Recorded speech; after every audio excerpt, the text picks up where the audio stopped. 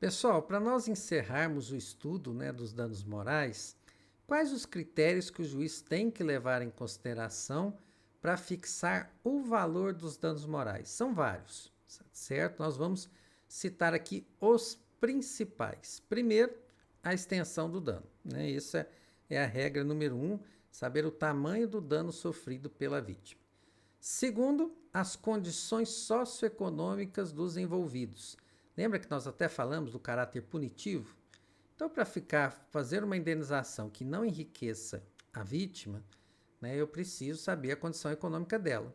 E para eu saber de um valor que possa punir a pessoa jurídica, né, o ofensor, melhor dizendo, eu preciso saber da condição socioeconômica da pessoa jurídica, certo? As condições psicológicas dos envolvidos, né?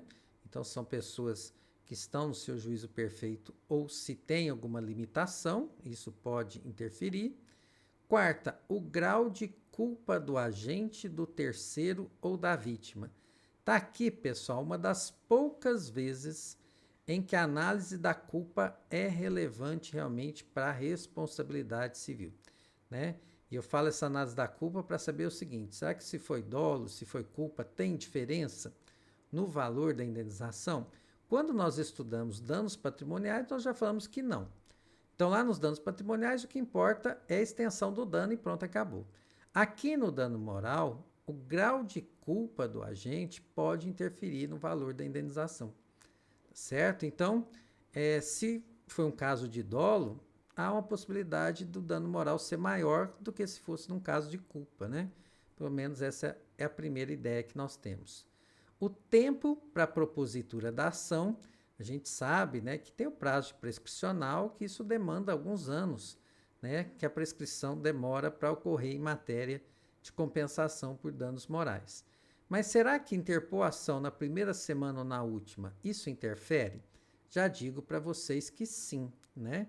O STJ, nesse julgado aqui, que eu mostrei, que eu coloquei na tela para vocês, a ação foi interposta 23 anos depois da morte de um pai, né, pelos filhos.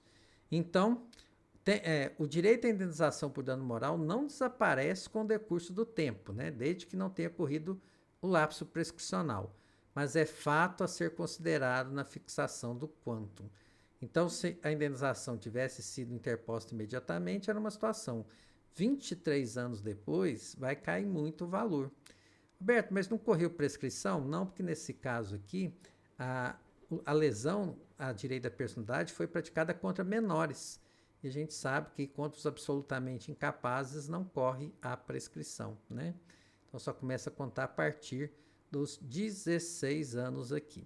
E um caso interessante que teve nesse julgado, pessoal, é que a indenização aqui foi fixada porque houve lesão à direito à personalidade de uma criança que nem tinha nascido, de um nascituro, né?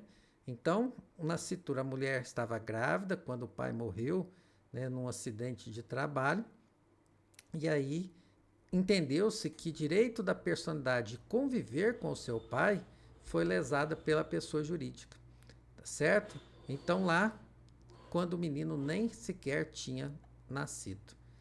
E por fim, né, o outro elemento é o número de vítimas, né? Porque se eu tive um ato ilícito praticado com um número muito alto de vítimas, se eu fixar valores muito altos, ninguém vai receber, né?